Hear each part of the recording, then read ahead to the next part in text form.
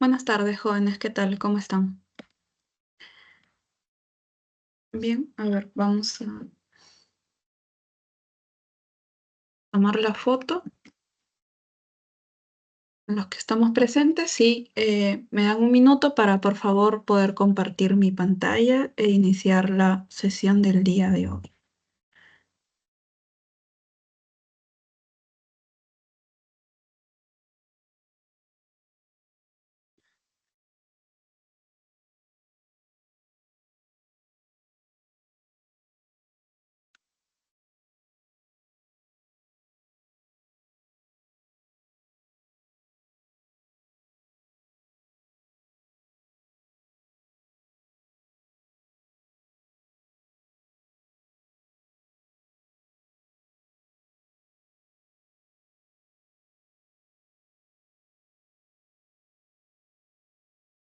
Mm.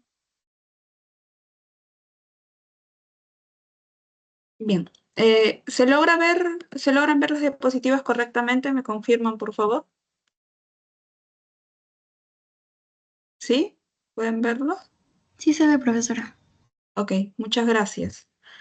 ¿Qué tal, jóvenes? ¿Cómo están? Otra vez, buenas tardes con los que van ingresando. Como ustedes pueden apreciar en su pantalla, el día de hoy ya estamos en la semana número 12 de nuestro curso de filosofía. Y bueno, ya desde hace algunas semanas nosotros estamos dedicando nuestras sesiones a analizar y estudiar algunas disciplinas filosóficas. Bien, el día de hoy, en la semana 12, nos corresponde estudiar la axiología como disciplina filosófica. ¿Alguien se acuerda? Es algo que comentamos en la primera sesión de nuestro curso. ¿Alguien se acuerda qué cosa estudia la axiología? ¿Se acuerdan?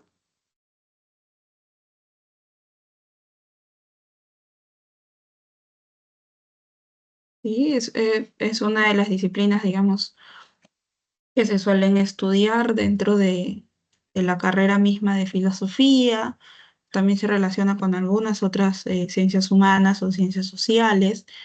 Bien, entonces, bueno, esto se mencionó en la primera clase, pero no hay problema, vamos a refrescar algo que ya se ha dicho y vamos a ver algunas otras cosas más respecto a esta disciplina filosófica. Bien, entonces, avanzamos.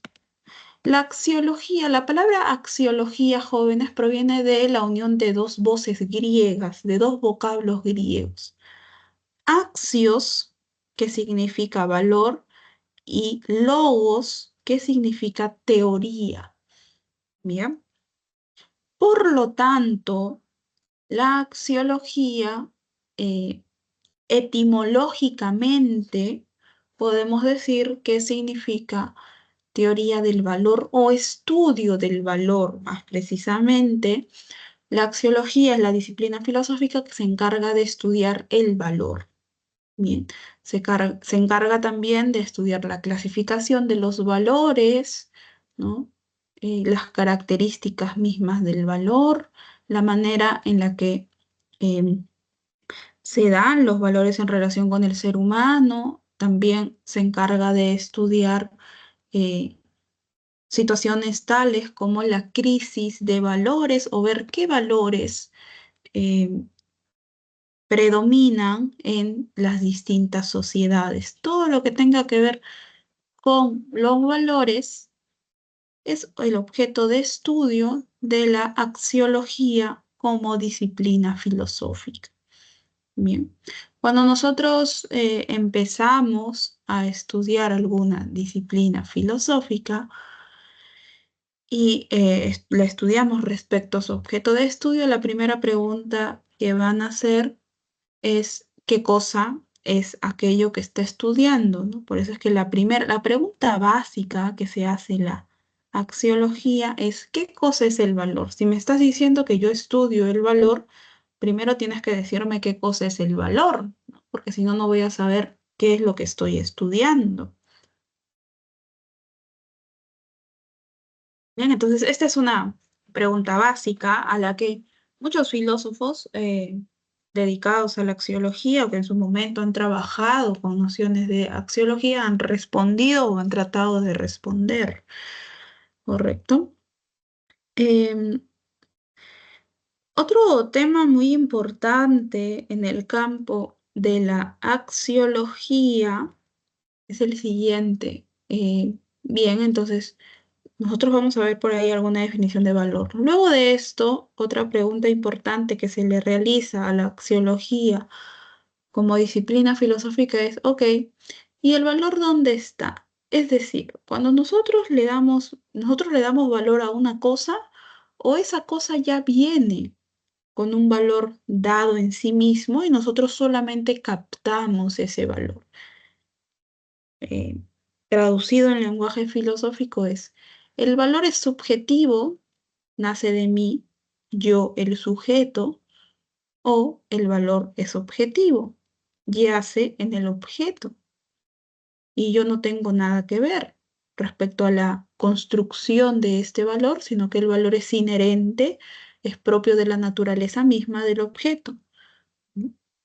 Son las dos posiciones, la posición subjetivista por un lado y la posición objetivista por el otro, respectivamente. Vamos a ver estas dos posiciones con algunas escuelas y algunas propuestas dentro de cada una de ellas, em, ya al final de la sesión del día de hoy. ¿Correcto? Entonces, si nosotros decimos que las cosas poseen valor porque nosotros le damos el valor, pues es una posición subjetivista. Y si nosotros decimos que las cosas en sí mismas tienen ya un valor, pues nos encontramos en una posición objetivista. Bien, entre los tantos problemas o los tantos temas que estudia la axiología, digamos, estos son los más resaltantes. Bien, entonces avanzamos. ¿Qué cosa es el valor, no? Si yo dentro de la axiología me están diciendo que es el estudio del valor, la clasificación de los valores, etcétera, etcétera. Primero lo que tengo que definir es qué cosa es el valor. Bien, entonces comenzamos primero definiendo qué es el valor. El valor es, pues, jóvenes, aquello que nos hace aceptar, estimar o rechazar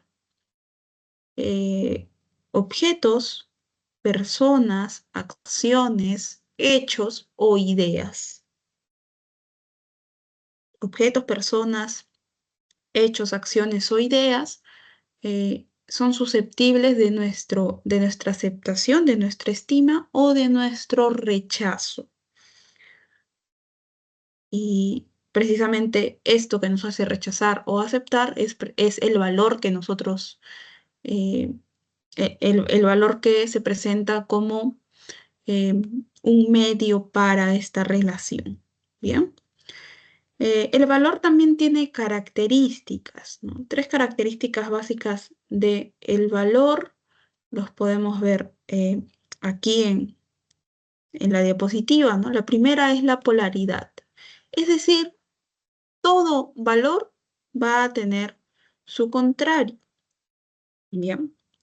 A veces, por ejemplo, tú cuando estás con un grupo de amigos, ¿no?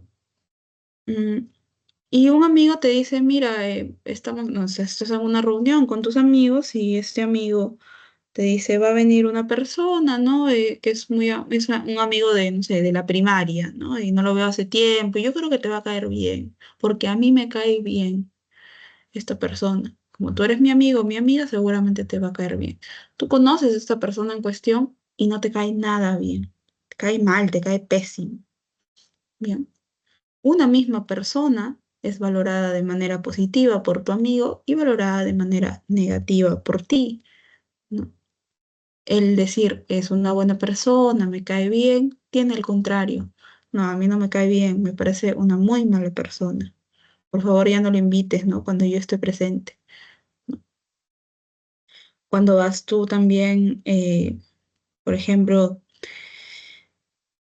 hay una película que tú quieres ver, ¿no? Vas con tu familia, los convences de ir A ti te encantó la película porque viste muchas reseñas, tus amigos te la recomendaron mucho, saliste muy contento, muy contenta de la sala de cine, pero en el camino tu hermano o tu hermana te dice que la película era aburrida, que no entendía nada, que los actores actuaban mal, ¿bien?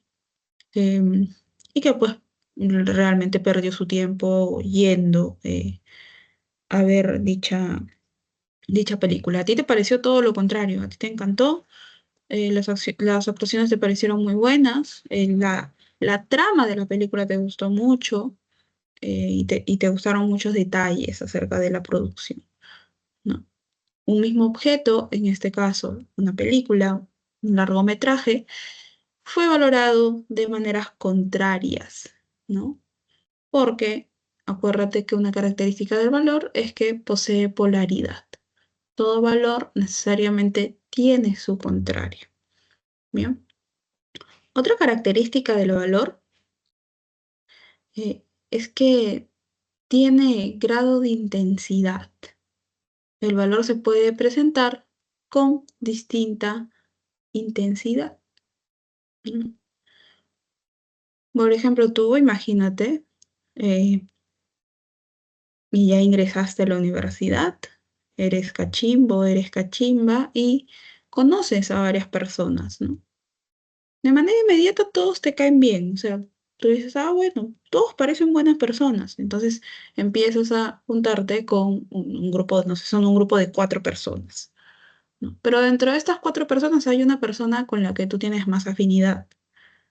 Todos te caen bien, ¿no? Los otros tres miembros de este grupo te caen bien, pero hay una persona que específicamente te cae muy bien, ¿no? Con quien hablas más, ¿no? O sea, todos me caen bien, sí, todos me parecen buena gente, con todos puedo llevar una conversación, con todos puedo salir a compartir algo, ¿no? Podemos conversar acerca de las clases, pero hay una persona que me cae muy bien, ¿no?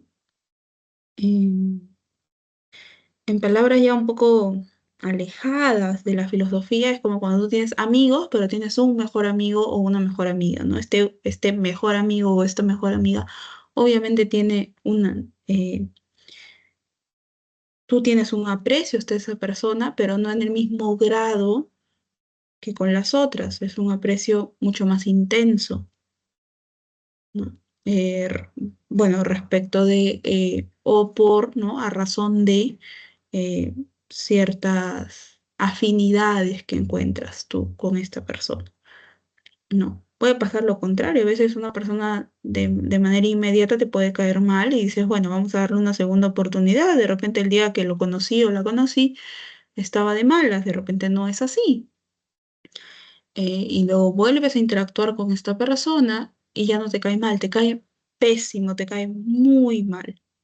No era que realmente tú llegas a la conclusión de que no era que ese día tenía precisamente un mal día, sino que es así, su manera de ser no es compatible con la tuya y ya no te cae mal, te cae muy mal. Ya no le vas a volver a hablar cuando la veas, pues, o cuando lo veas en el salón de clases, ¿no? El valor puede representarse, ¿no? Con distintos tipos de intensidad respecto de un objeto, una persona, una idea, una acción o un hecho. Bien. Por último, eh, el valor también posee jerarquía. Los valores, en realidad, ¿no? Los valores tienen una posición jerárquica. Es decir, que se le da más importancia a veces a ciertos valores que a otros, ¿no? Por ejemplo, a veces hay personas eh, a las que un amigo, ¿no? Sobre todo amigos, les piden pues a veces algún dinero prestado, ¿no? Porque tienen una emergencia y estas personas, bueno, les prestan el dinero y cuando este amigo le quiere devolver el dinero, ¿no? Le dicen, no, no, no te preocupes, no, no, somos amigos, no tienes por qué devolverme nada, ¿no? Me alegra haberte ayudado. Hay personas que responden así, que reaccionan así. En esta situación, la persona que no acepta el dinero, que en un principio fue un préstamo, eh, ¿A qué valor le estaría dando más importancia, ¿no? ¿Al valor de la amistad o al valor precisamente del dinero o al valor económico? ¿Qué creen ustedes?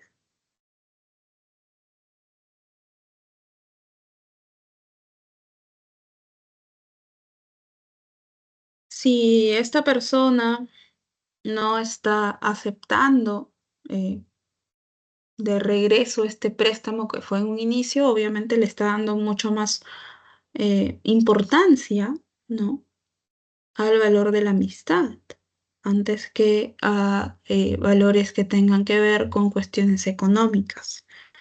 Bien, si por el contrario esta persona incluso llega a romper su amistad porque no le devolvieron en fecha y hora que le habían prometido el dinero que prestó, pues podemos dar cuenta de que en su jerarquía de valores le da más importancia a los valores económicos, ¿no? Por eso es que muchas veces nosotros hemos escuchado que si no queremos perder amistades, no le prestemos dinero a nadie, ¿no? Ni siquiera a la familia. Bien, esta frase tiene sentido, pues, de eh, darle mucho más importancia a los valores económicos, ¿no? Y responden también a la dinámica, pues, de la sociedad en la que nosotros estamos, eh, de la sociedad en general, ¿no? Y se podría decir de esta dinámica de globalización en la que nosotros estamos actualmente, en el siglo XXI. Bien, entonces estas son las tres características que posee el valor. Tú ya sabes que la definición del valor es aquello, pues, que hace que tú aceptes o rechaces objetos, personas, ideas, hechos o acciones. Bien, y posee tres características: la polaridad, el grado y la jerarquía. Hasta aquí todo claro, jóvenes, podemos avanzar. ¿Todo claro?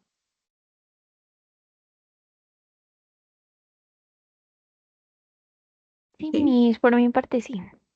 Bien, muchas gracias. Entonces, a ver, avanzamos. ¿Qué más tenemos? En- Tenemos aquí una clasificación un tanto detallada de los valores.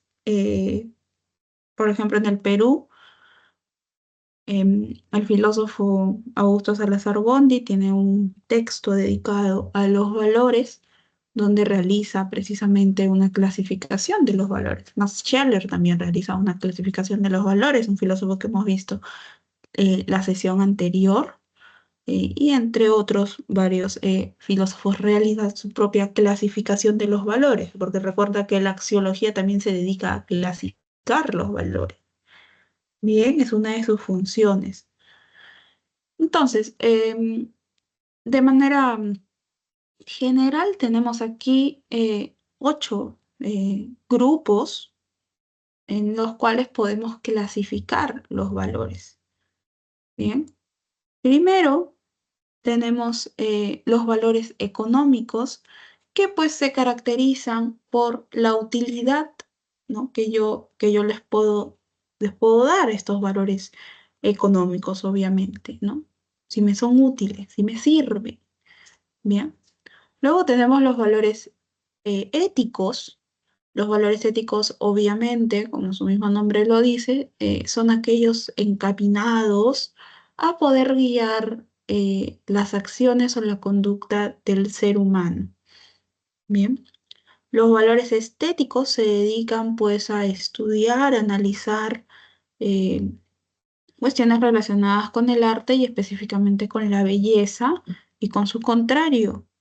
Actualmente la estética o los valores estéticos, los valores que provienen de la estética, no solamente estudian pues eh, aquello que es bello, sino también aquello que es grotesco, cuestiones, expresiones como el brutalismo. También son parte del estudio de la estética y de los valores estéticos, ¿bien? Los valores religiosos, que pues tienen que ver con todas estas cuestiones divinas y santas,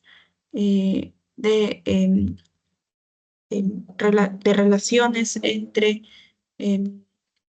creencias religiosas y conexiones de religiosidad, por ejemplo, entre sujetos, entre personas.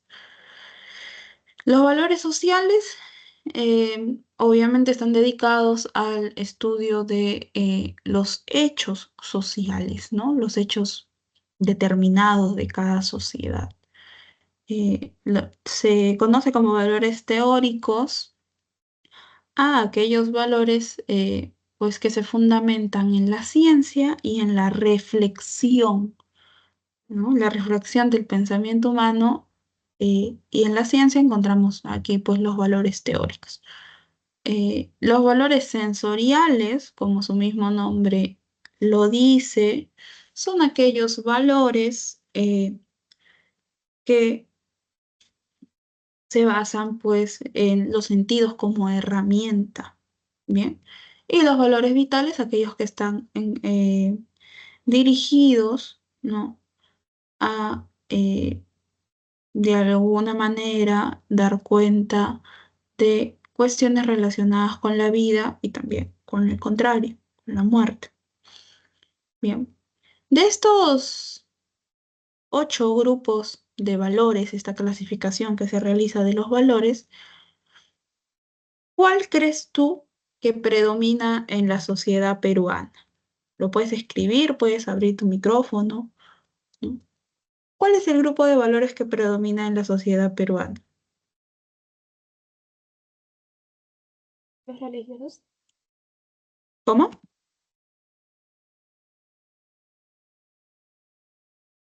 Los religiosos. Los religiosos, ¿no? Los religiosos son los que, si nos dan esta clasificación, digamos, uno de los primeros grupos de valores que nosotros podemos relacionar con los valores ejecutados en la sociedad peruana, ¿no? Eh, nuestro país, nuestra sociedad, la sociedad en la que vivimos actualmente, es muy conservadora a partir de pues, la influencia de la religión y del cristianismo en general, ¿no? Primero el catolicismo y ahora el cristianismo en general es muy arraigado en nuestro país. Por ejemplo, ejemplos que al menos en Lima podemos encontrar en cada octubre, el centro de Lima se convierte pues en un espacio para que precisamente muchos creyentes puedan expresar, ¿no? Estas creencias religiosas, estos valores religiosos muy arraigados en la sociedad. Eh, no sé si ustedes, si alguien vive cerca del centro de Lima, yo estudié en el centro de Lima, entonces recuerdo que desde fines de septiembre ya empezaban a cerrar algunas calles porque estaban armando estos puestos itinerantes para que vendan pues turrón, mazamorra, anticuchos, etcétera, porque ya sabían que próximamente, en las siguientes semanas, se iba a dar la procesión del Señor de los Milagros, ¿no? Y días antes de que se den los recorridos estos que duran más, los recorridos largos, incluso en la universidad donde yo estudié, suspendían las clases porque nadie podía llegar, ni docentes ni alumnos. Ustedes saben, ¿no? Quienes son de Lima, el tráfico en Lima es caótico. Imagínate si te cierran las avenidas principales del centro histórico. Nadie llega. O sea, nadie ni siquiera intenta salir de su casa, ¿no? Eh, hubo y hay todavía, y seguramente habrá muchas quejas respecto a esto, ¿no? Dicen, pues, pero ¿por qué no se van, no sé, a otro lado, ¿no? Que se alquilen un lugar, que les den un lugar para que ahí ellos hagan pues sus actividades, ¿no? Pero obviamente no es el sentido y no es lo que buscan estas personas, son creyentes, ¿no?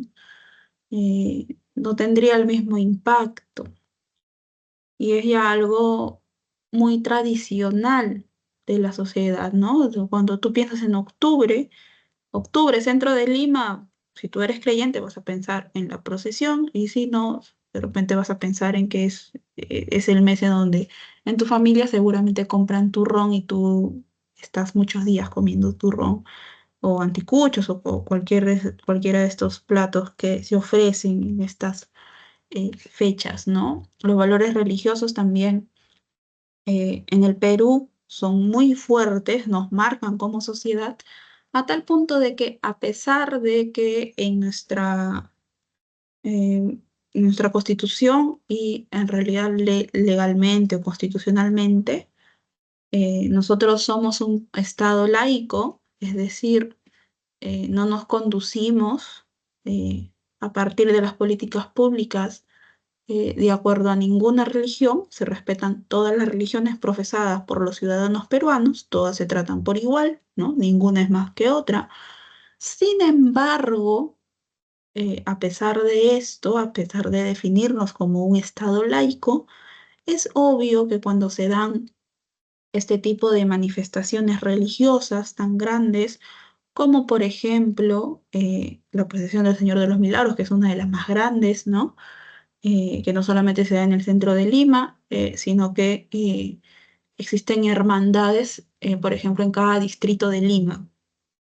Esa es la extensión y la expansión de esta manifestación religiosa, ¿no? Es la importancia también que tiene y que muchas personas reconocen a pesar de no profesar esta fe, ¿no? Y esta magnificación de estos valores religiosos llega a tal punto de que atraviesa, ¿no? Atraviesa muchas instituciones públicas, muchas instituciones estatales que en teoría no deberían, pues, acoplarse, ¿no? A estas, digamos, a estas celebraciones, si se quiere. Respecto a una religión específica, en este caso el catolicismo, ¿no? Eh, si tú pasas por el centro de Lima días antes de que se den estos recorridos procesionales, vas a ver hospitales públicos, vas a ver instituciones públicas, todas aquellas que están en el centro, universidades, ¿no? Que están en el centro de Lima, que lo que hacen es expandir una banderola, una gigantografía, pidiendo la bendición de Cristo, etcétera, etcétera. Y si por ahí alguien precisamente expone, ¿no? Que el Perú es un estado laico y que hay que respetar esta característica del Perú, ¿no? Constitucional, pero que si cada uno, o sea, si tú como persona quieres ir y manifestar tu fe, está ok, pero tú como funcionario público que representas al Estado, en realidad no deberías hacerlo en tu puesto de trabajo. ¿Qué es lo que te dicen? No, todos aquí somos católicos, ¿no? Es como, ahí hay una contradicción. A veces hay personas que simplemente no les importa.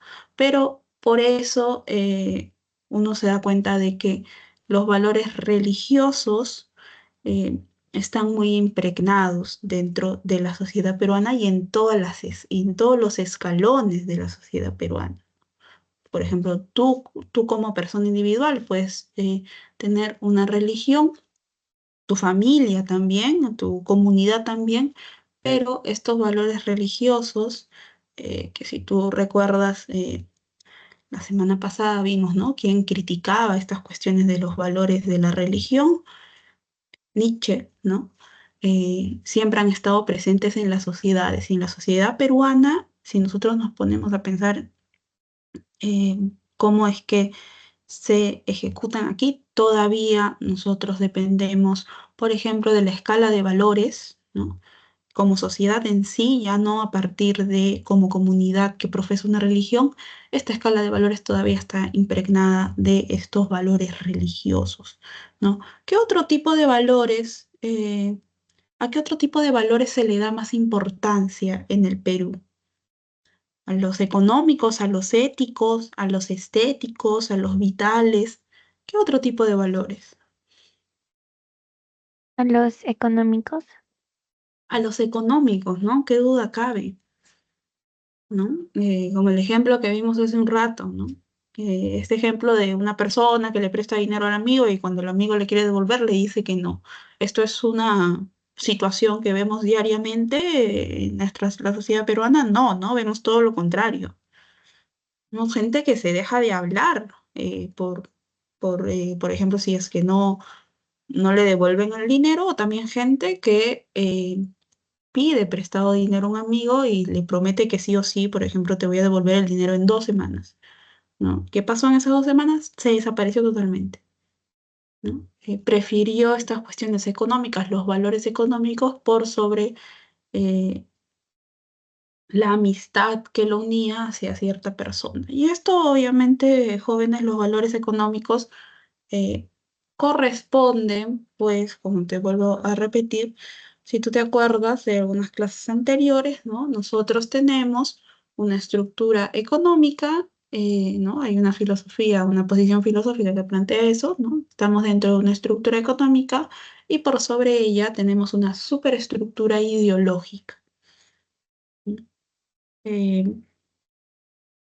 la estructura económica en la que nosotros nos encontramos ya desde hace algunas décadas obviamente prioriza este tipo de valores económicos, ¿no? Que nosotros nos hemos criado dentro de esta estructura y dentro de esta superestructura, la mayoría de personas que conforman la sociedad peruana, pues le van a dar mucho más importancia a los valores económicos. ¿Y qué clase de valores son los que nos falta, eh, son los que nos hace falta como sociedad, ¿no?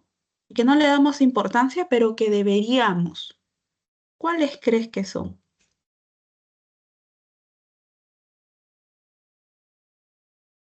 de este cuadro de clasificación de valores? Los éticos, diría yo.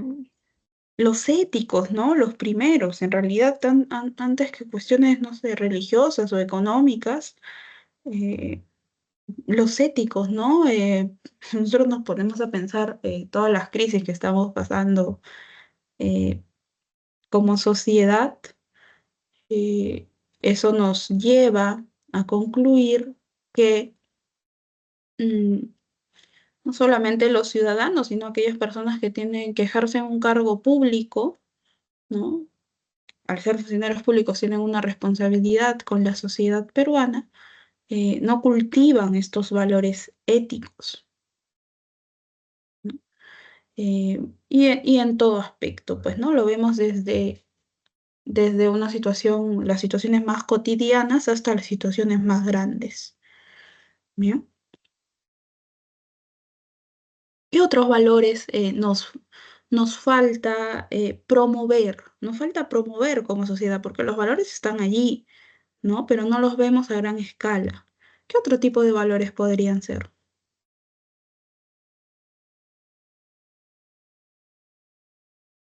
También podrían ser los vitales. Los vitales, ¿no? Los valores vitales son básicos, jóvenes. Los valores vitales son básicos y actualmente, y esto ya, o sea, es una cuestión de la sociedad peruana, pero es una cuestión mucho más grande que abarca muchos países alrededor del mundo.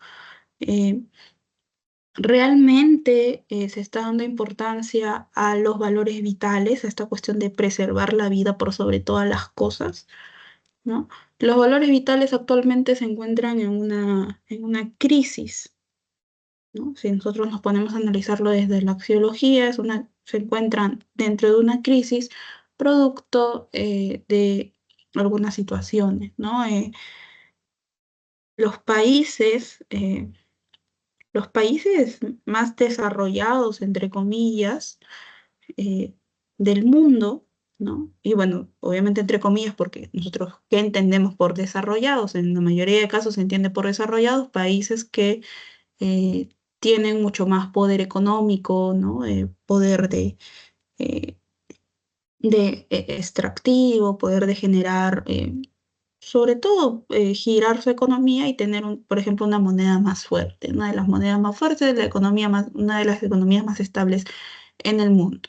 Esto es lo que se entiende como un país, pues, no sé, poderoso, o hay un término que a mí no me gusta, pero es como un país de primer mundo. Estos países de primer mundo, eh, con lo que a veces nos deslumbramos, no te cuentan que se encuentran estos precisamente en una crisis de los valores vitales.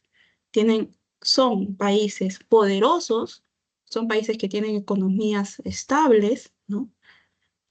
Pero también son países que tienen una de las más altas tasas de suicidios, ¿no? En un país del Asia se ha reconocido ya, se ha identificado que hay un día en el año en donde se dan más suicidios de adolescentes, por ejemplo.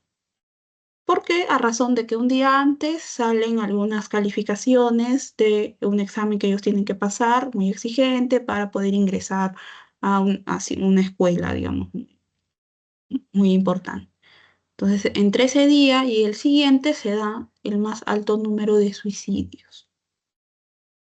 Bien, entonces allí es donde podemos dar cuenta de que tenemos una crisis de los valores en el Perú también, ¿no? En el Perú también, eh, por ejemplo, las estadísticas respecto a suicidio, depresión, etcétera, sobre todo porque hemos pasado por una pandemia que ha afectado mucho a nuestra sociedad, eso también está incrementando y por eso es que se están promoviendo políticas en pro de la salud mental, ¿no? De quitar este tabú respecto a hablar de problemas de salud mental. Eh, lo bueno es que las generaciones más jóvenes ya pueden entender y procesar mucho, mucho mejor esto, ¿no? El tema de ir a terapia, el tema de buscar ayuda, que no está mal, etcétera, es una manera, pues, de adentrarse dentro de estos valores vitales. Obviamente, la crisis es algo que es global, no solamente corresponde a ciertas sociedades, es una cuestión global, eh, pero ya depende de cada nación, de cada país o de cada región, em, ver qué políticas se pueden aplicar para no adentrarnos mucho más en la crisis en la que ya estamos, ¿no? Otros valores que deberían ser importantes, que lamentablemente no lo son en la sociedad peruana, son los valores teóricos. Los valores teóricos jóvenes corresponden a la ciencia y a la reflexión. ¿Y qué quiere decir con reflexión? Con la reflexión de pensamiento, pues. ¿Y qué es aquello que nos lleva a la reflexión? La filosofía, en esencia, ¿no? En nuestro país eh, no se promueve en realidad la ciencia. Aquellas personas que se dedican a las ciencias tienen pocos caminos, ¿no? Que recorrer para poder desarrollar su carrera profesional. Eh, no existe el reconocimiento necesario para la tarea de los científicos, a pesar, otra vez, por ejemplo, de que hemos pasado una pandemia y que muchos avances respecto a la identificación y el conocimiento del virus nuevo que llegó a nuestro país fue gracias a científicos peruanos que realizaron estudios, ¿no? En un momento se los reconoció. Actualmente, si tú preguntas a alguien cuál era el nombre de estos científicos o de qué universidad venían, la mayoría era de la universidad pública, eh, nadie se va a acordar. Bien, entonces no tenemos marcados estos tipos de valores. El Perú desde hace muchos años es reconocido como un país que exporta solamente materia prima y que cuando se ha intentado o cuando se ha propuesto, porque lo han propuesto, industrializar el país, es decir, que ¿por qué nosotros vamos a solamente exportar materia prima? ¿No? Incluso a través de contratos, dando nuestro suelo, ¿no? Que paradójicamente después quieren que nos sintamos orgullosos de tener tanta variedad de suelos, de microclimas, etcétera, en nuestro país, se los damos a empresas extranjeras, ¿no? Que ellos extraen lo más que pueden y dejan montos irrisorios para la comunidad en donde se dio esta extracción y el Perú no hace nada más, ¿no? ¿Por qué no se industrializa el país? ¿Por qué no hay precisamente industrias, fábricas que puedan generar ya el producto terminado de nuestro país, como en algún momento lo hubo, ¿no? En algún momento, antes de la década de los 90, en el Perú, por ejemplo, se ensamblaban automóviles, ¿bien? Habían varias fábricas. Es un ejemplo dentro de todo, ¿no?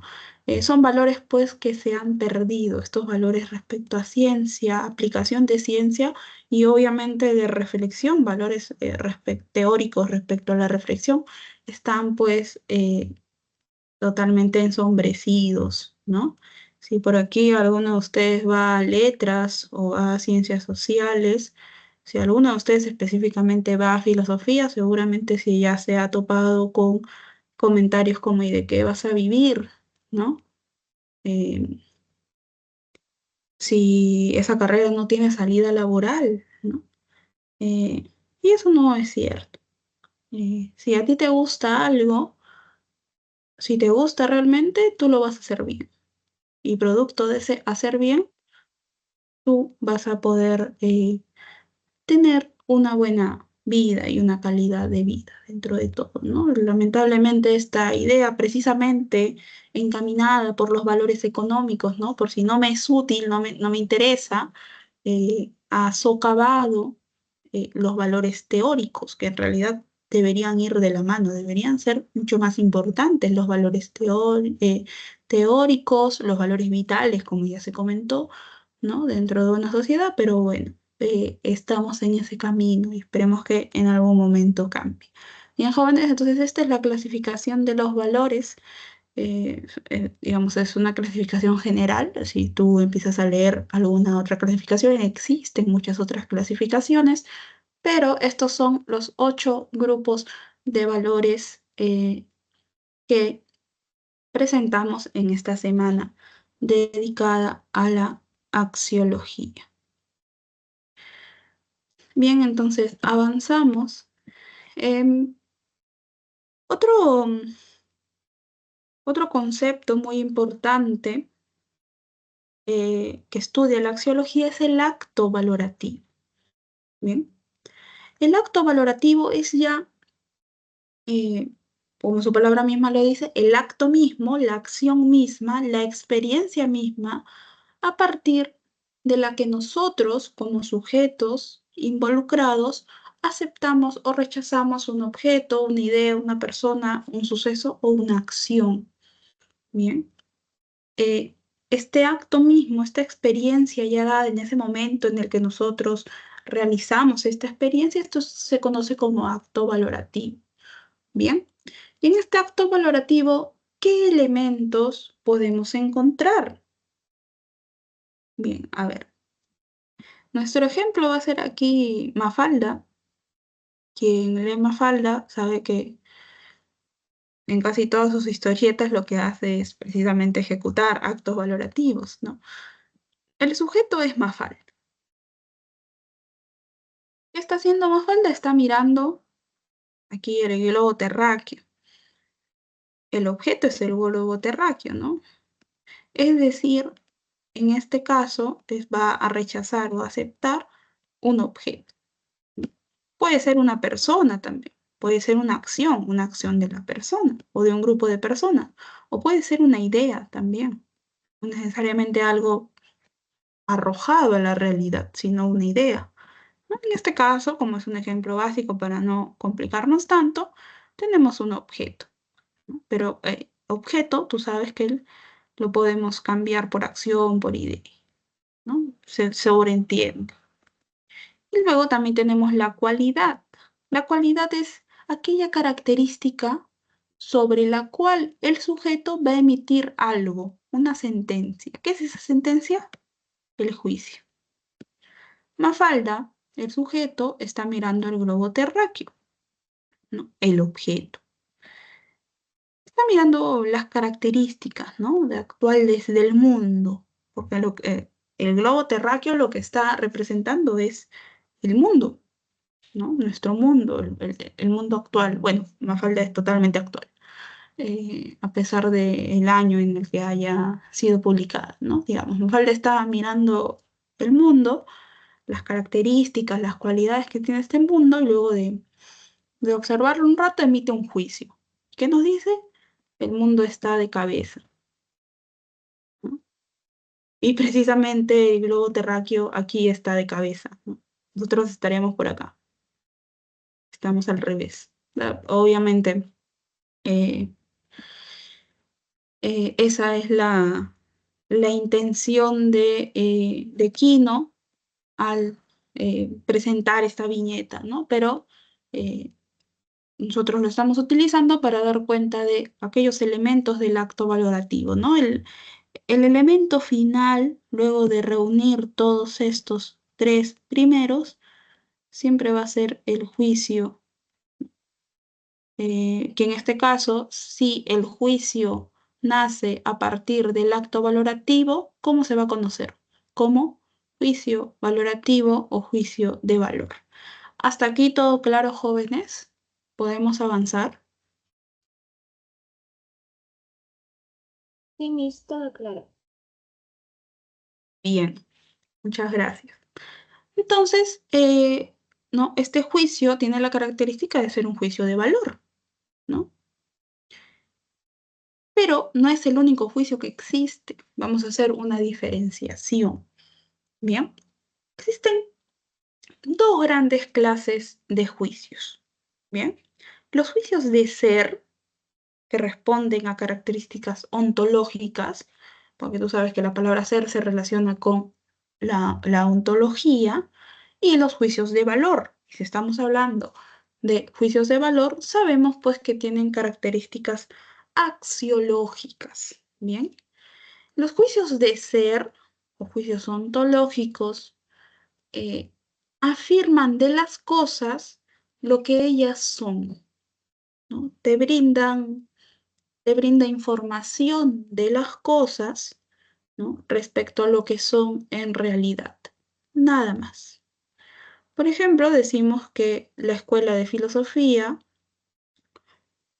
Profesional de Filosofía de la Universidad de San Marcos es parte de la Facultad de Letras y Ciencias Humanas. Es un juicio de ser, ¿no? Es parte se encuentra dentro de la Facultad de Letras. Es una de las escuelas que conforman la Facultad de Letras.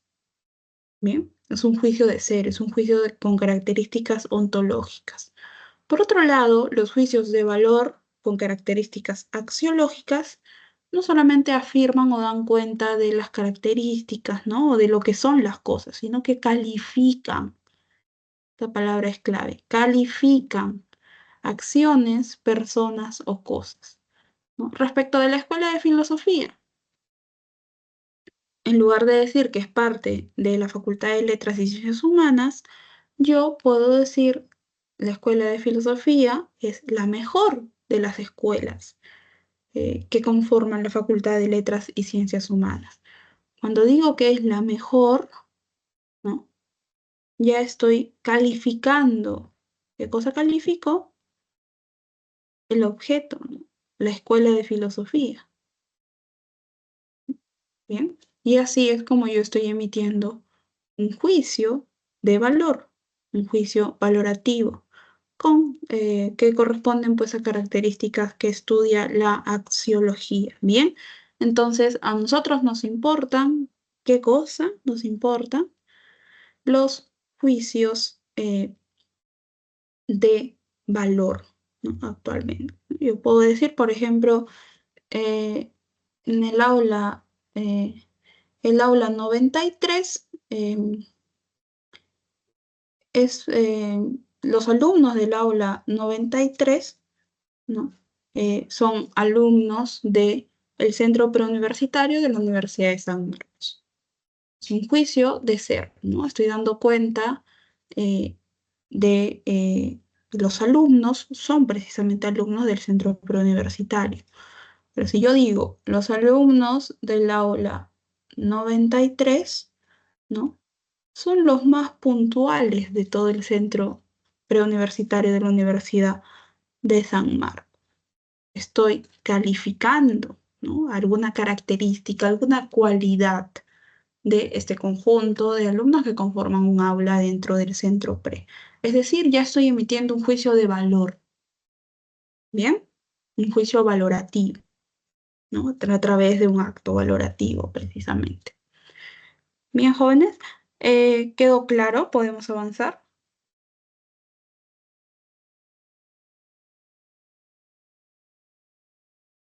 ¿Sí? Bien.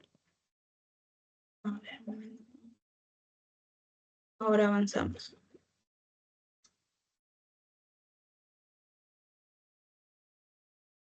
Bien.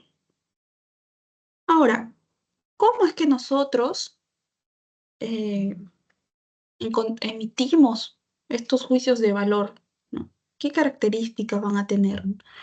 Bien, ¿cómo fundamentamos los juicios de valor? Se ha visto estas propuestas a partir de incluso la época de la filosofía antigua. Bien, eh, y aquí es donde tenemos esas dos grandes posiciones que yo te comenté al inicio de la clase. El subjetivismo, por un lado, y el objetivismo, por otro lado. Bien. Em, el subjetivismo, ¿no? El subjetivismo respecto a los juicios de valor, de manera general, lo que nos dice es que el valor nace de nosotros. Tú tienes esa capacidad contigo de enmarcar o de darle un valor a un objeto, a una persona, a una idea, a una acción o a un hecho. Bien. Mientras que el objetivismo niega esto primero y nos dice que en realidad el valor ya viene con el objeto, la persona, y que tú solamente como sujeto te encuentras esperando poder captar ese valor. Tú no construyes ningún valor, ¿no? Tu interacción no va a dar como conclusión un valor que nazca a partir de ti, sino que solamente vas a captar este valor que ya viene, por ejemplo, con un objeto, con un hecho, con una persona, con una idea. Bien, entonces estas son las dos posiciones contrarias entre sí respecto a la fundamentación de los juicios de valor. La primera posición es el hedonismo, cuyo representante más importante es precisamente el fundador de la escuela hedonista, el señor Epicuro de Samos. Bien. ¿Qué otro filósofo importante en la historia de la filosofía era de Samos? ¿Te acuerdas?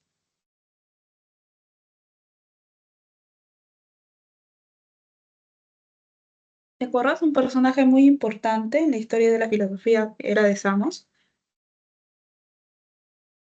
el que un filósofo que fue el primero en catalogarse a sí mismo como filósofo. ¿Te acuerdas cómo se Pitágoras. llama? Pitágoras, ¿no? Pitágoras de Samos.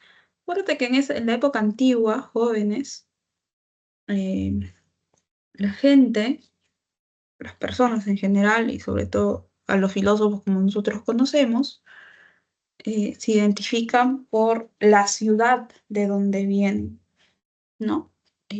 Actualmente no, ¿no? Actualmente a ti no te dicen tu nombre y te dicen de la región de donde vienes o del país de donde vienes, ¿no? Y como en ese entonces la gente no, las personas no tenían la concepción de país, nación o estado, ellos se identificaban a partir de las ciudades, de las polis de donde venían, ¿no? Por eso es que conocemos a Epicuro como Epicuro de Samos, ¿bien? Epicuro de Samos,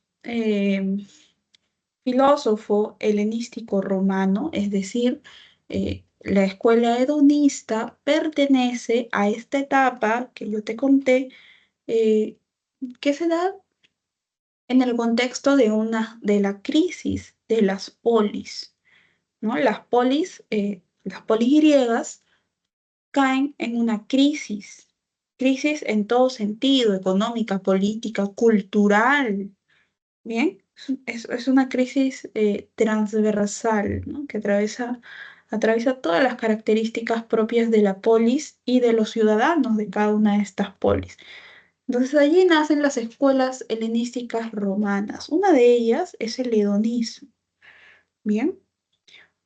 A partir de esta situación de crisis, los filósofos helenísticos romanos ya no se preguntan por cosas como el ordenamiento correcto de la polis, ¿no? ¿Quién es ciudadano de la polis y quién no?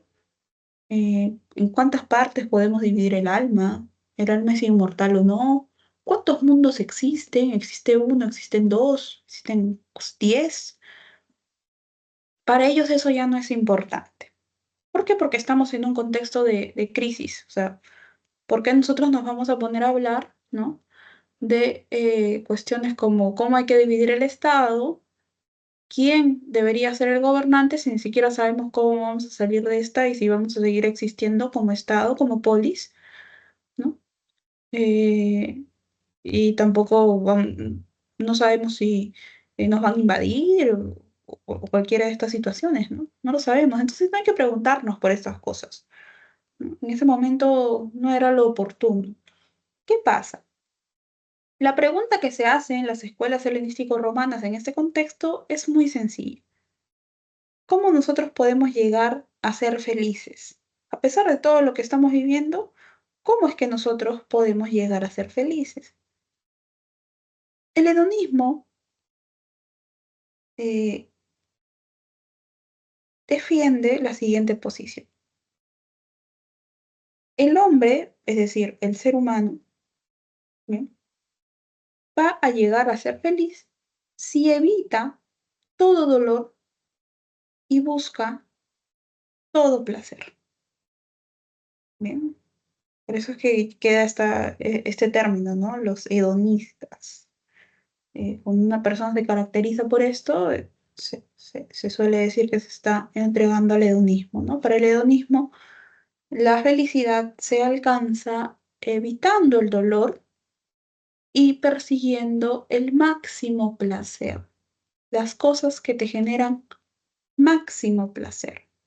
Por lo tanto, según la posición hedonista, nosotros, ¿no?, a partir de nuestra razón, nosotros como sujetos, obviamente vamos a valorar de manera positiva, vamos a aceptar, ¿no?, aquellas cosas, situaciones, ideas, personas, ¿no?, que nos lleven precisamente al camino de la felicidad, que nos generen el máximo placer. Por ejemplo, ¿no?, según el hedonismo, aquello que me genera máximo placer, hay personas que, por ejemplo, son alérgicas a ciertos alimentos. Tener una reacción alérgica no es nada placentero. Entonces, lo que diría el hedonismo es que el juicio de valor que va a emitir frente a aquello que le pueda generar una reacción alérgica es negativo, ¿no? Y va a evitar este objeto, ¿no? En este caso, este tipo de comida, este alimento. Porque nosotros, como seres humanos, lo que queremos es alcanzar el máximo placer. ¿Bien? Cosa le daría máximo placer al filósofo que tienes ahí a tu lado derecho. El filósofo, eh, bueno, en teoría, ¿no?, y en realidad es lo que debería pasar, el filósofo busca el máximo placer en la reflexión, por ejemplo, ¿no? Los filósofos encuentran el grado máximo de placer que los va a conducir a la felicidad en la reflexión. Y evitan, ¿no? Esquivan todo activo de dolor, precisamente entregándose a esta capacidad propia del ser humano, que es la reflexión. Bien, pero todas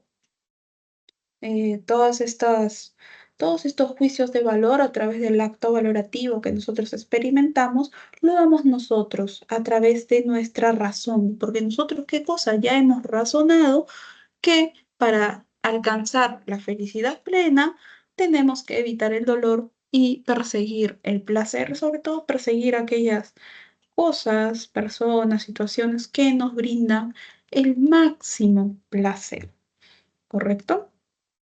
Eh, por otro lado, ya avanzando eh, en aquellas posiciones que se nos presentan, eh, tenemos el eudemonismo, ¿no? Eudemonismo eh, viene de la palabra eudemonía, que significa vida buena, ¿bien? Defendida por Aristóteles. El eudemonismo, ¿qué nos dice? ¿Qué nos dice Aristóteles? ¿Te acuerdas? Para Aristóteles, todas las acciones eh, del ser humano apuntan a una finalidad, a un objetivo, el ser felices. ¿Te acuerdas la clase pasada? ¿Cómo define Aristóteles al ser humano según la antropología filosófica? ¿Qué cosa es el ser humano según Aristóteles? ¿Alguien se acuerda? Es un animal racional y un ser social. Exacto, ¿no? Es un ser social y un ser racional. Esto es lo que lo diferencia de de los otros animales. Bien, esto es muy importante en esta posición, en el eudemonismo aristotélico, porque Aristóteles dice, bien, el ser humano se caracteriza por tener razón, ¿no? Y por ser social también. Entonces, esta razón, lo que le va a llevar a hacer es em, escoger, ¿no? Decidir qué acciones son correctas para que siga este camino que lo va a conducir a la felicidad. Bien, va a deliberar, va a elegir. ¿Por qué? Porque tiene razón, que no es como los otros animales, tiene esa capacidad de elegir. Bien, obviamente el hombre que quiere llegar a la eudemonía hace esto, ¿no? A la vida buena, a la felicidad. ¿Cómo llegamos a esa vida buena, a la felicidad máxima? Bien, básicamente para Aristóteles nosotros llegamos a esta eudemonía, a esta felicidad, a través de nuestras acciones, obviamente, que primero nosotros deliberamos qué acción sería la más adecuada, ¿bien? Pero no es que yo hago una acción buena porque yo deliberé con mi razón y bueno, ya soy un hombre totalmente bueno, alcancé la vida buena, la felicidad. No. Para Aristóteles el hombre tiene que ser virtuoso en primer lugar. Para alcanzar esta virtud necesita realizar acciones que tengan características virtuosas, pero la clave está en el hábito. Introduce el concepto de hábito. Es decir, que tú tengas el hábito de realizar estas acciones virtuosas. ¿Bien? Que llegues al punto en el que la deliberación ya no te tome tanto tiempo, porque estás tan acostumbrado a realizar acciones virtuosas que es algo que lo vas a hacer ya de manera mucho más rápida, ¿no? Así es como nosotros son, bueno, Aristóteles dice hombres virtuosos, ¿no? O sea, seres humanos virtuosos, personas virtuosas. Y así alcanzamos la felicidad.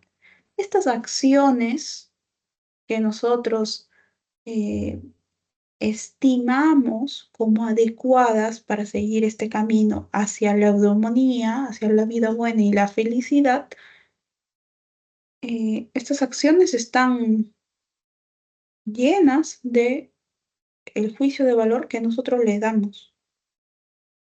Bien. que nosotros le tenemos que dar.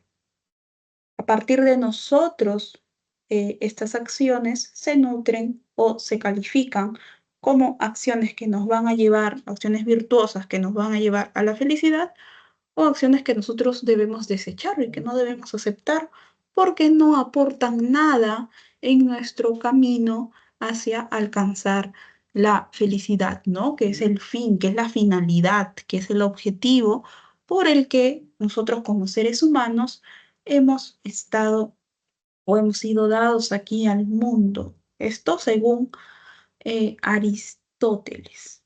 Bien, entonces estas son dos posiciones del subjetivismo, el hedonismo y el eudemonismo, bien, respectivamente representados por Epicuro de Samos y por Aristóteles. ¿Correcto? Entonces, avanzamos. En el subjetivismo se nos presentan, jóvenes, otras dos posiciones.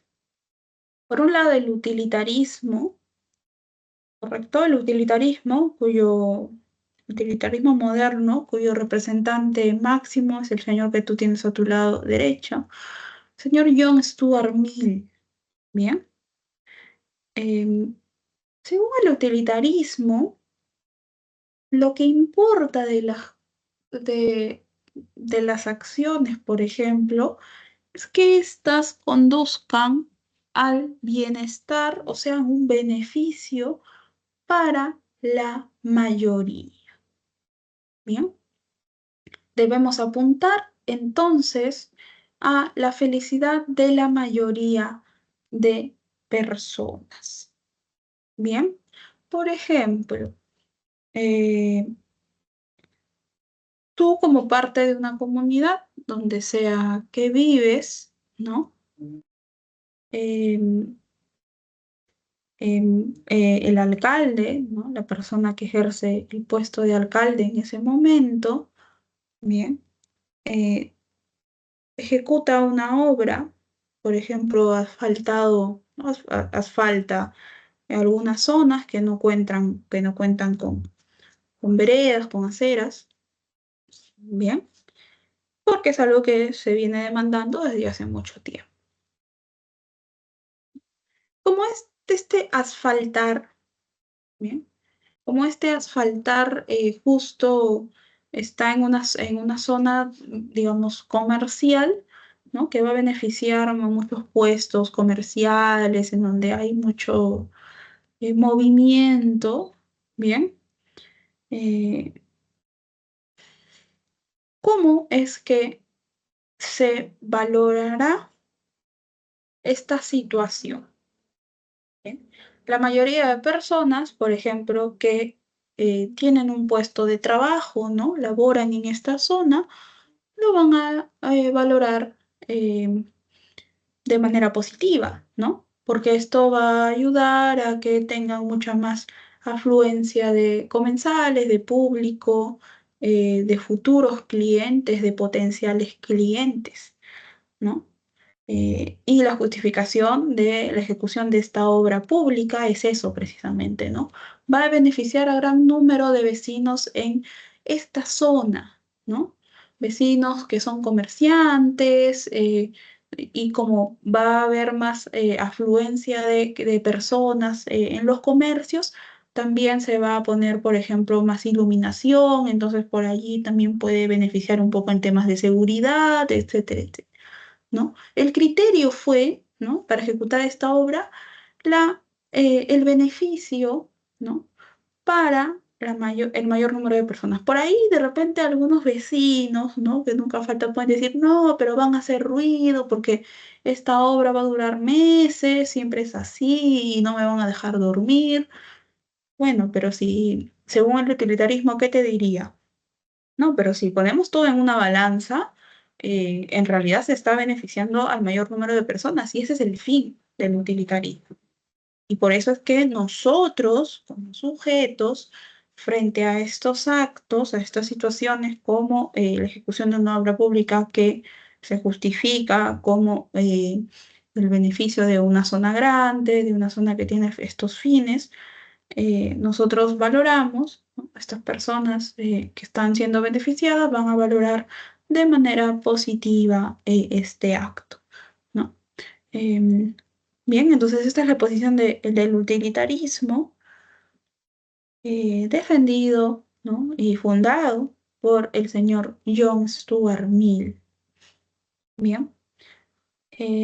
Otra posición que nace a partir del subjetivismo de los juicios de valor es el emotivismo.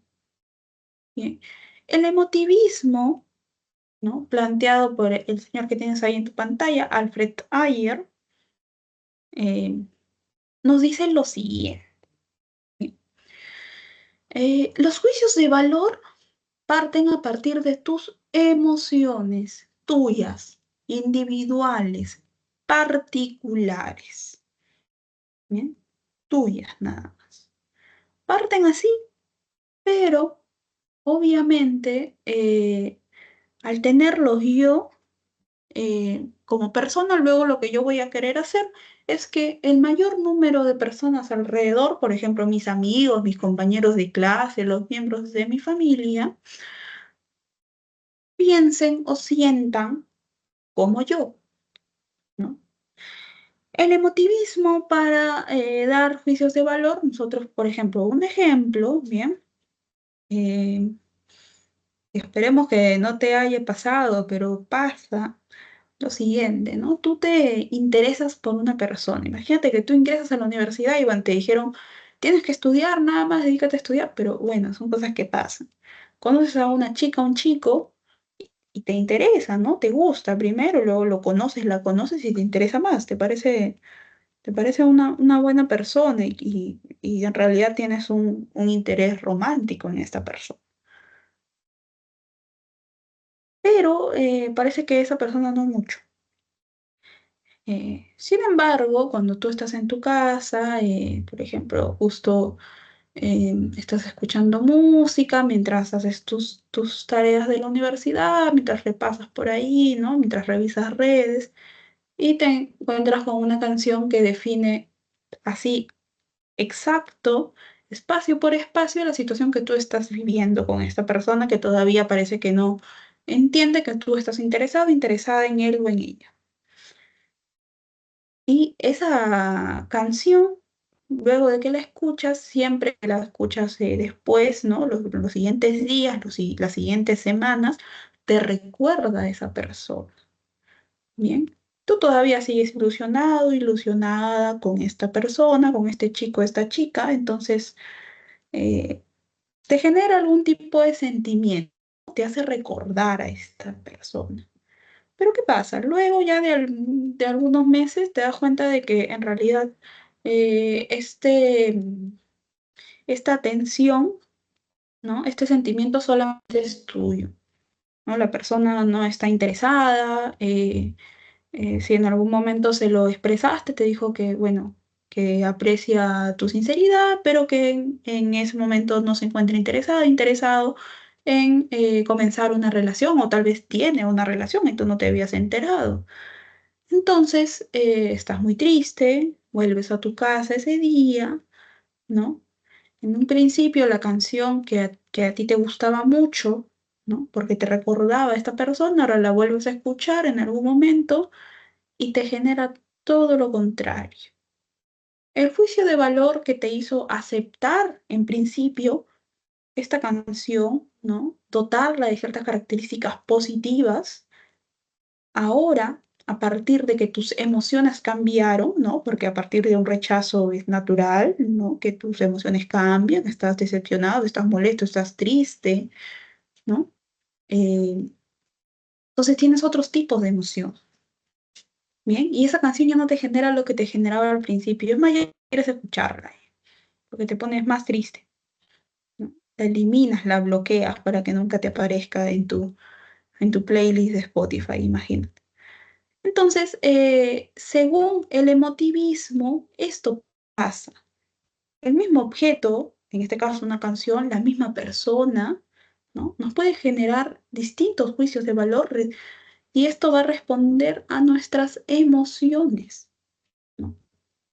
Y también con una persona pasa, ¿no? A veces cuando tú estás enamorado, enamorado, el juicio de valor que tienes con la persona que es tu pareja son todos positivos. Luego por ahí pasa alguna situación, se alejan, terminan su relación y años después ves a esa persona o te hablan de esa persona y tú empiezas a recordar y todo aquello que en su momento a ti te parecía positivo, ahora lo consideras algo negativo. El juicio de valor cambió porque tus emociones cambiaron. Y ya cuando ni siquiera quieres emitir un juicio de valor, tal vez, bueno, ya es una cuestión superada, ¿no? Y algo muy importante del emotivismo, jóvenes, es que a partir de los juicios de valor que yo realizo, ¿no? Respecto de las emociones que tengo en ese momento, que son mías, particulares, solamente mías, lo que yo busco es persuadir a los demás. ¿Bien? Por eso esta posición, por ejemplo, respecto a grupos de amigos, ¿no? Que a veces hay personas que te dicen, no, pero no hay que ser muy cerrados, ¿no? Por ejemplo, si yo tengo una opinión sobre la política actual de mi país, eh, no, pero ¿por qué tú solamente buscas personas que piensen como tú? ¿Por qué no puedes ser amigo, ser amiga de personas que no piensen como tú? El emotivismo te diría que eso no es posible porque nosotros, los juicios de valor que emitimos, tienen la finalidad, o nosotros tenemos, ¿no? Buscamos que las demás personas tengan el mismo juicio de valor, sientan lo mismo. Por eso es natural que si tú tienes una opinión, por ejemplo, en cuestiones políticas o gustos musicales, ¿no? A veces así, ¿no? O si a ti te gusta el cine, te gustan mucho las cuestiones visuales, no vas a tener amigos que van al cine y se duerman. Pues. Vas a buscar personas que también tengan esta afinidad. ¿No? Siguiendo tus emociones particulares y los juicios de valor que tú puedas obtener a partir de estas emociones individuales y particulares. Bien, estas son las cuatro posiciones jóvenes del subjetivismo, ¿correcto? Eh, ¿Hasta aquí todo claro? ¿Hay alguna pregunta? ¿Podemos avanzar? Sí, Miss, Sí. todo claro por el momento. Bien, muchas gracias. Bien, entonces ya vamos a ver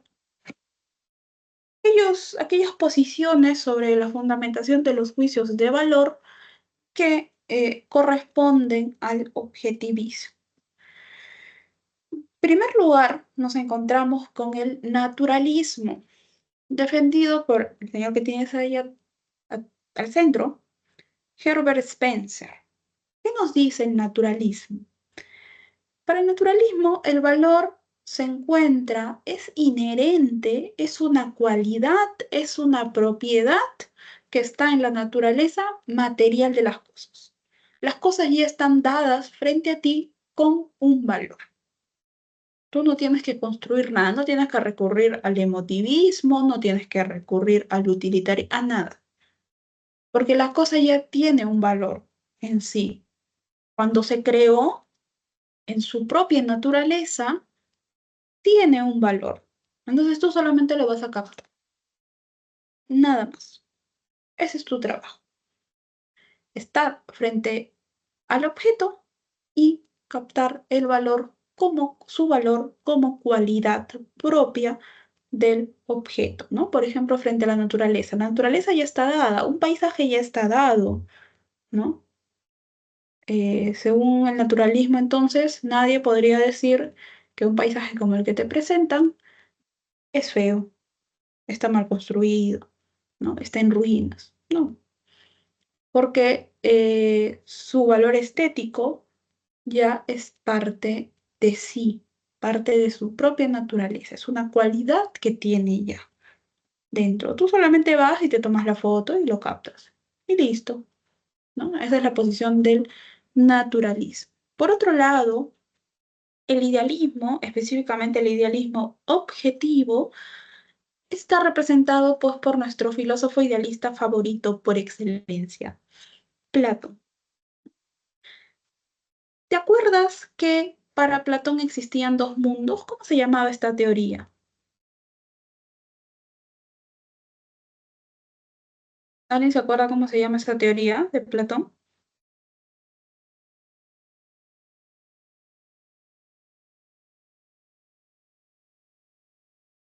Si te digo que existían dos mundos para Platón, eh, ¿qué nombre le podrían poner? ¿El dualismo?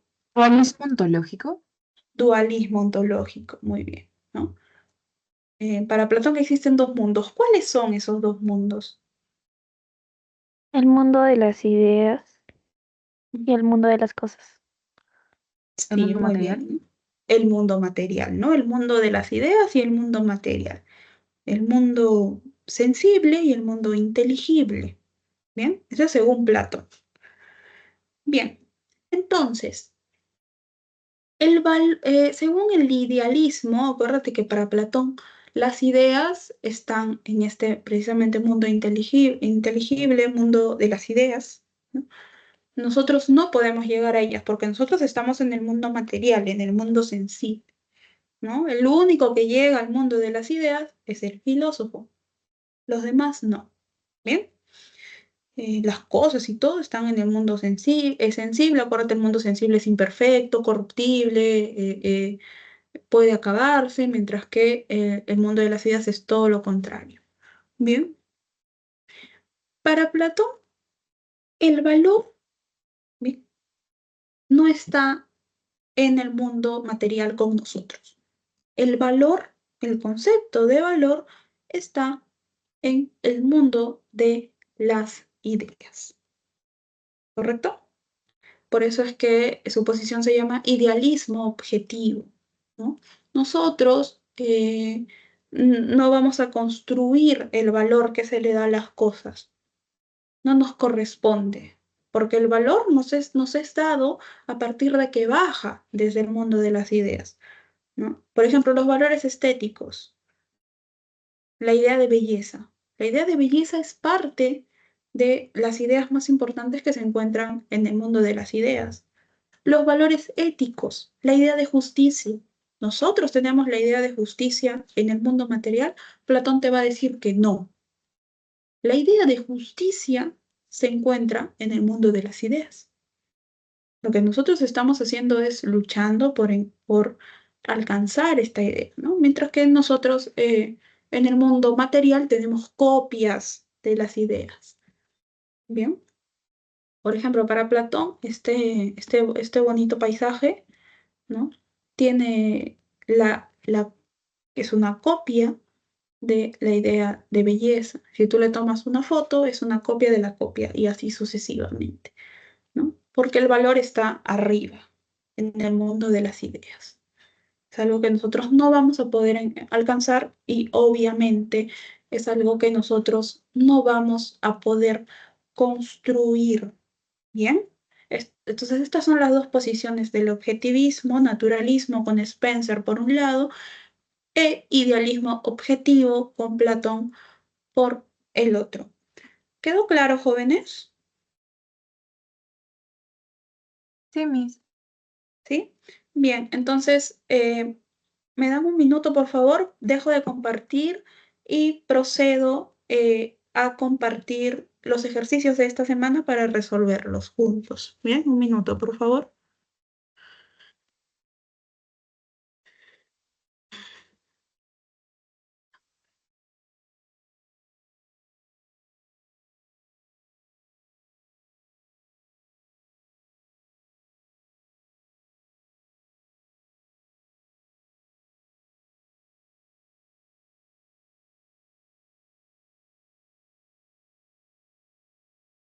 Bien, ¿se logra ver el documento? ¿Lo pueden ver?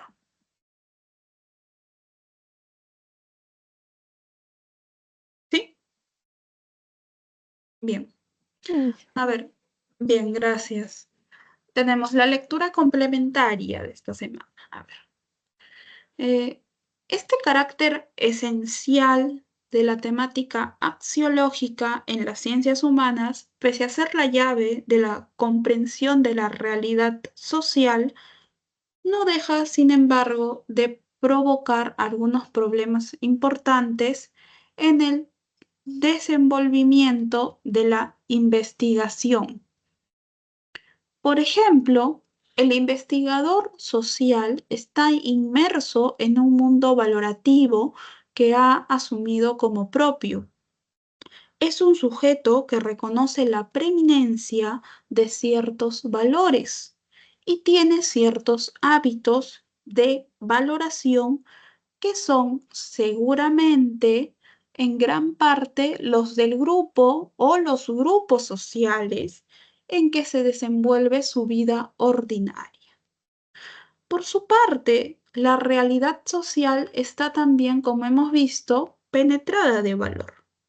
Se produce de esta suerte una confrontación de dos realidades axiológicas, de la cual puede resultar que sea un conflicto que entorpezca la comprensión de la realidad estudiada. Hay pues así el peligro de una deformación del objeto derivada de las concordancias, y discordancias posibles entre el investigador como sujeto valorante y la existencia social como realidad valorativa. Esto es un extracto de precisamente el texto que tiene Augusto Salazar Bondy sobre axiología, que se llama Para una filosofía del valor. ¿Bien? Ahora, de lo escrito por Salazar Bondy, ¿qué podemos concluir, jóvenes? Que lo que solo importa es la posición axiológica del investigador social, que la realidad social debe ser evaluada muy por encima de la posición axiológica del investigador social, eh, que la confrontación de dos realidades axiológicas entorpecerá la comprensión de la realidad estudiada, que la comprensión de la realidad social de modo preciso surge a partir de dos realidades axiológicas, o que se necesita más de dos realidades axiológicas enfrentadas para tener una mayor comprensión de la realidad estudiada. A partir de lo que hemos leído, ¿cuál sería la alternativa correcta, ¿no? Si nos basamos en este extracto? ¿Cuál sería la alternativa correcta?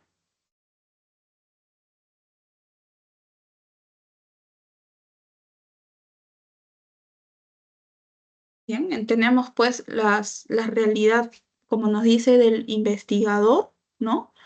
Y la realidad social misma, ¿no? Del grupo que está estudiando. ¿Qué nos dice de esta relación?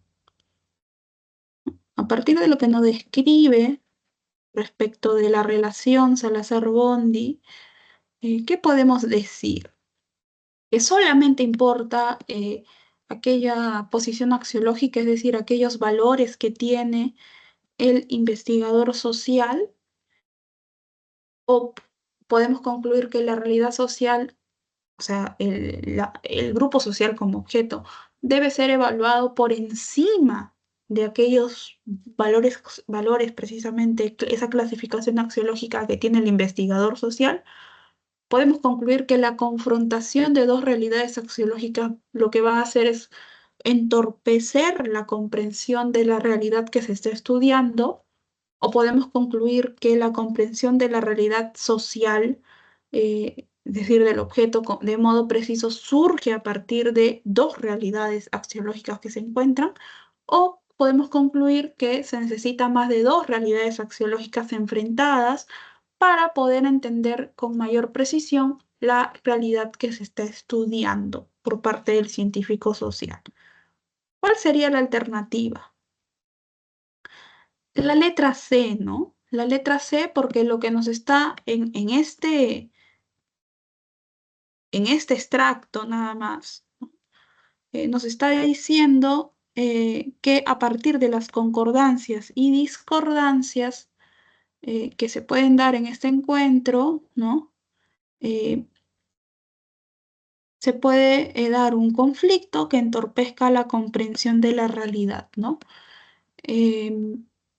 A partir, pues, de que el investigador social tiene un mundo valorativo, ¿no? A partir de sus experiencias, etcétera, etcétera. Tiene ciertos valores, ¿no? Tiene ciertos valores, tiene ciertos hábitos de valoración, cómo es que va a valorar las cosas, ¿no? Que corresponden obviamente a su grupo, ¿no? Al grupo donde se ha desarrollado, etc. Pero la realidad que estudia, porque un científico social estudia una realidad, un grupo específico, también es, pues, tiene sus propios valores, que pueden ser distintos. Entonces, este encuentro, ¿no? Puede derivar, pues, en un conflicto, ¿no? Que lo que va a hacer es entorpecer, ponerle obstáculos al estudio de la realidad, ¿no? A partir, si queremos, para utilizar términos que hemos visto hoy, a partir de juicios de valor subjetivos de un lado y del otro, ¿no? Van a chocar entre sí. Entonces, la lectura complementaria, la alternativa correcta es la letra C. Bien. Pasamos a los ejercicios de clase. Bien. Nos dice, ejercicio número 1. Miguel Ángel refiere que en las personas generosas siempre existe un componente egoísta, pues cuando ayudan a otros, lo hacen por la satisfacción que les reporta este gesto, ¿no? Por la satisfacción que tienen a partir de este gesto. Sin duda, las actividades en las que tales personas encuentran gozo son diferentes a las que la mayoría de personas buscan, pero siguen estando motivadas por el afán de alcanzar cierto deleite íntimo, ¿no? Deleite propio.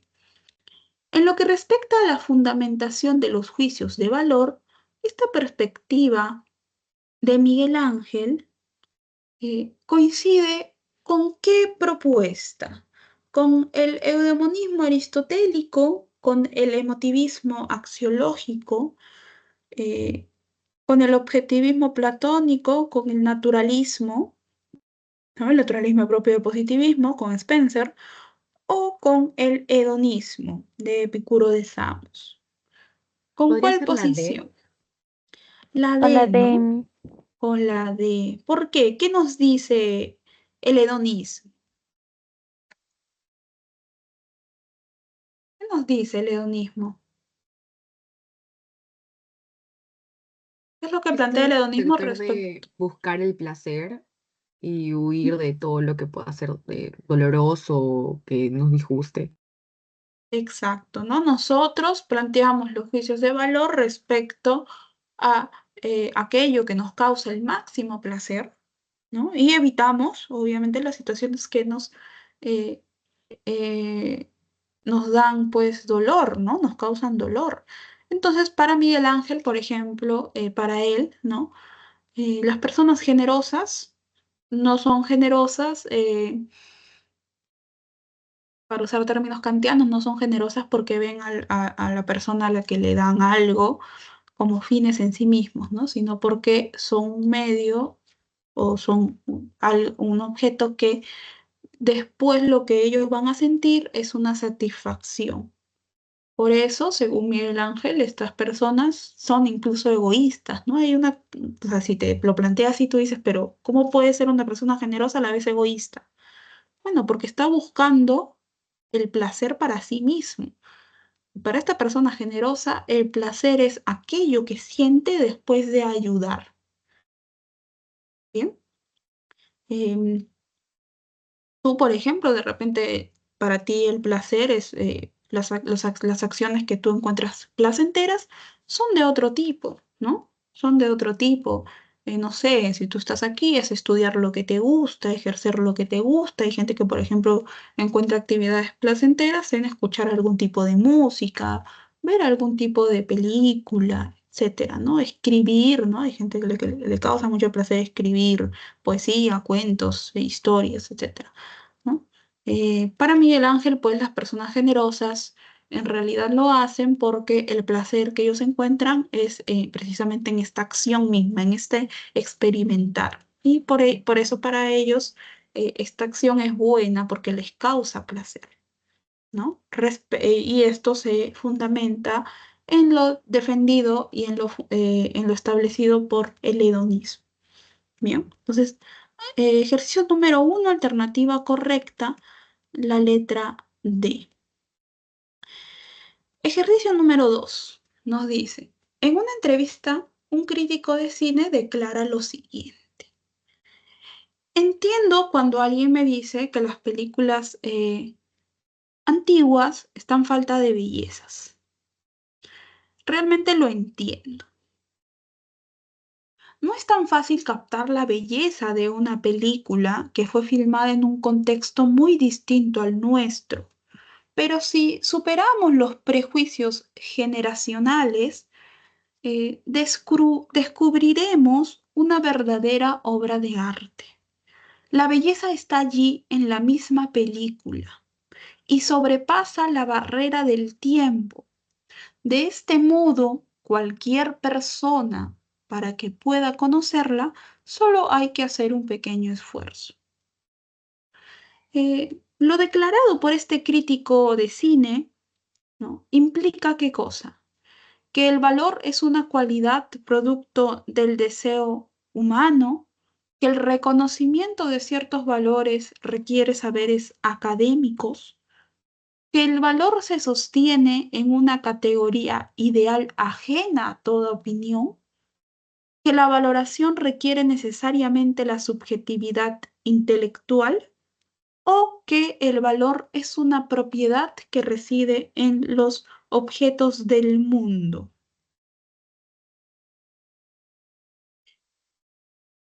¿Qué es lo que se puede relacionar con la declaración que hace este crítico de cine, ¿no? Que nos dice, entiendo cuando alguien me dice que las películas antiguas no tienen belleza, ¿no? Realmente yo entiendo eso. No es fácil captar la belleza de una película que fue filmada en un contexto muy distinto al nuestro. Pero si superamos los prejuicios generacionales, descubriremos una verdadera obra de arte. La belleza está allí en la misma película y sobrepasa la barrera del tiempo. De este modo, cualquier persona, para que pueda conocerla, ¿no? Esta belleza, solamente pues debe hacer un pequeño esfuerzo. ¿Qué es lo que está planteando, jóvenes, este crítico, ¿no? Respecto a la belleza de una, ¿no? Con este ejemplo de la belleza de una película, ¿no? Que el valor se produce a partir del deseo que tú tienes como ser humano, que el reconocimiento de ciertos valores necesita saberes académicos, debes ser un intelectual, un académico del cine, que el valor se sostiene en una categoría ideal ajena a toda opinión, que la valoración requiere necesariamente a la subjetividad intelectual, o que el valor es una propiedad que reside en los objetos del mundo. ¿Cuál sería la alternativa correcta? ¿No? De lo que hemos visto nosotros, esto se enmarca dentro de la fundamentación de los juicios de valor. ¿Cuál sería la alternativa correcta?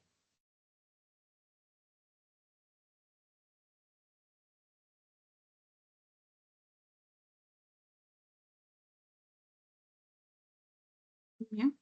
Eh, Mira, aquí está la palabra clave. La belleza, ¿no? Aquello que nosotros vamos en nuestro objeto, está allí en la misma película. Cuando yo digo la belleza está allí en la misma película, ¿qué estoy diciendo? Que yo, espectador, le doy un juicio de valor o que el valor ya está allí en la película misma. Que la película como tal ya tiene un valor. Claro, ¿no? Está allí, ¿no? Este valor estético está allí en la película. No importa si se hizo en los años 40, 50 y tú lo vas a ver ahora no ha perdido ese valor estético. Bien, entonces, muy bien, como ahí ya dijeron, la alternativa correcta es la letra E, ¿no? ¿Qué posición nos dice que el valor está en el objeto mismo? ¿Cómo se llama esa posición? Objetivismo.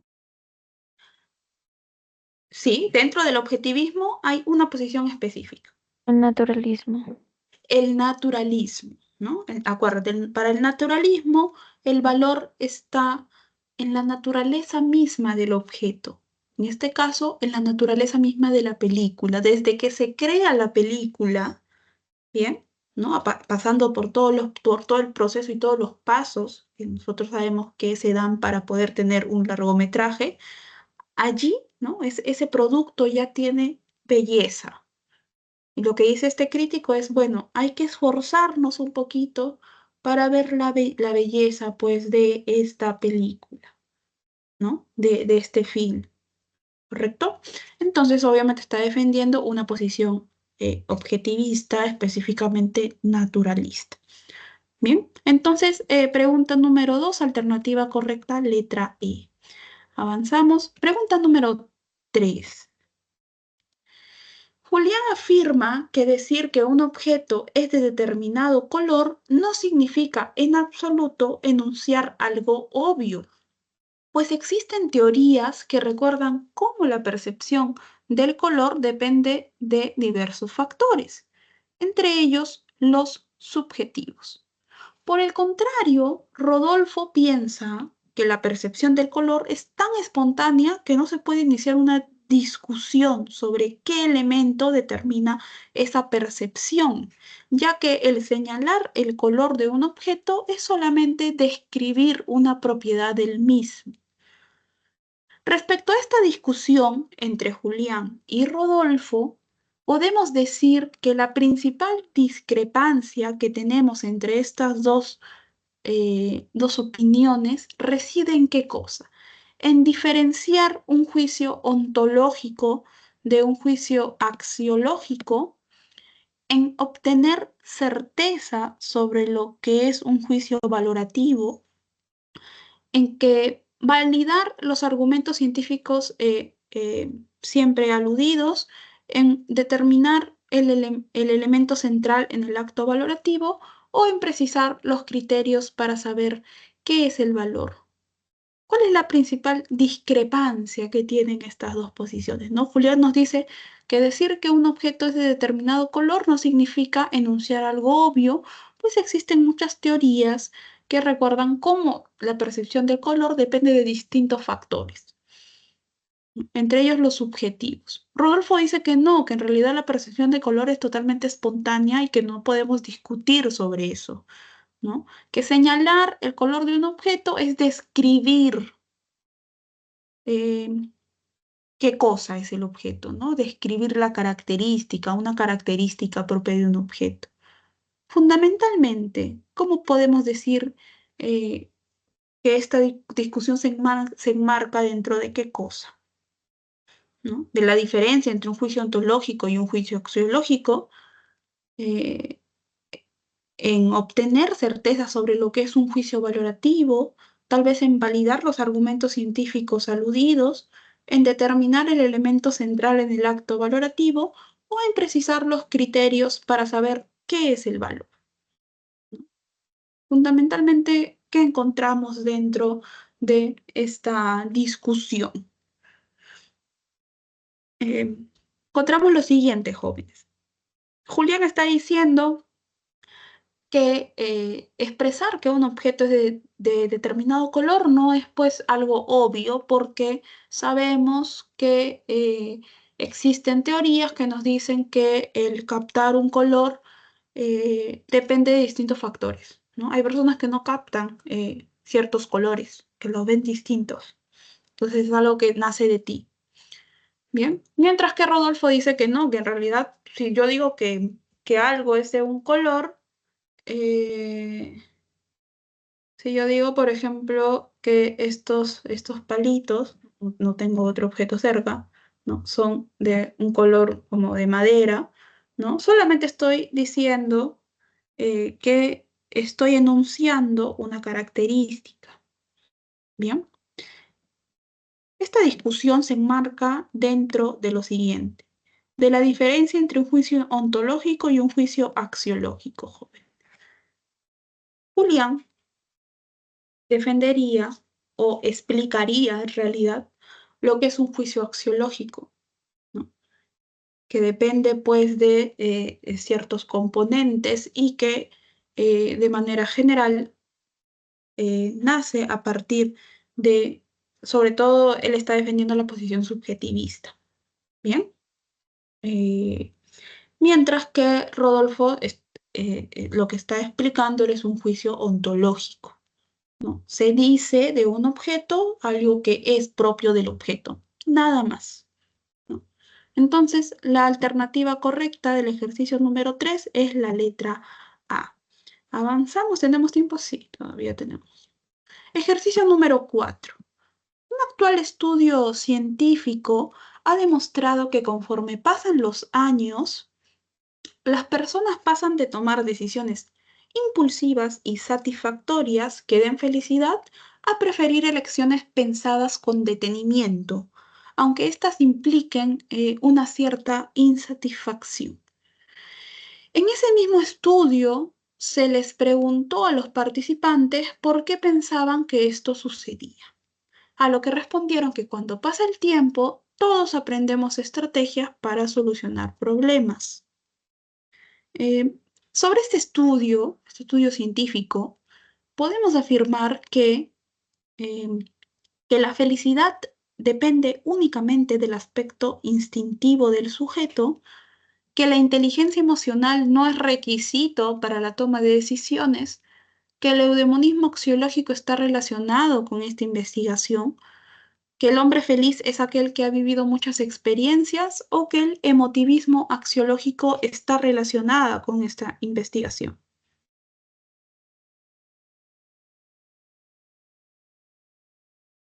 Este estudio, ¿con qué se puede relacionar? A ver, sí, ¿no? La alternativa C está relacionado con el eudemonismo. ¿Quién defiende el eudemonismo? ¿Qué filósofo? ¿Te acuerdas? Aristóteles. Aristóteles, ¿no? Y aquí encontramos dos características eh, precisamente de esta posición del eudemonismo axiológico, ¿no? Primero, que las decisiones que se toman apuntan ¿a qué? A la felicidad, ¿no? Y Aristóteles nos dice que la finalidad de nuestra vida es alcanzar la felicidad. Bien. Luego, lo que nos dice también es que pasan de tomar decisiones impulsivas a, pues, decisiones pensadas con detenimiento, es decir, usando su razón. Y como el hombre es un ser racional, esta toma de decisiones la hace, pues, usando su razón. Bien. Bien, jóvenes, ya nos queda un minuto, así que dejo de compartir. Ejercicio número 4, alternativa letra C, y voy a proceder a compartir otra vez las diapositivas con todas las alternativas de las preguntas de esta semana. Semana número 12, lo tienen allí en sus pantallas. Bueno, hasta aquí llegamos la sesión del día de hoy. Agradezco su presencia y su atención. Nos vemos la siguiente clase para desarrollar el tema dedicado a la semana número 13. Que tengan buenas tardes. Hasta el siguiente jueves.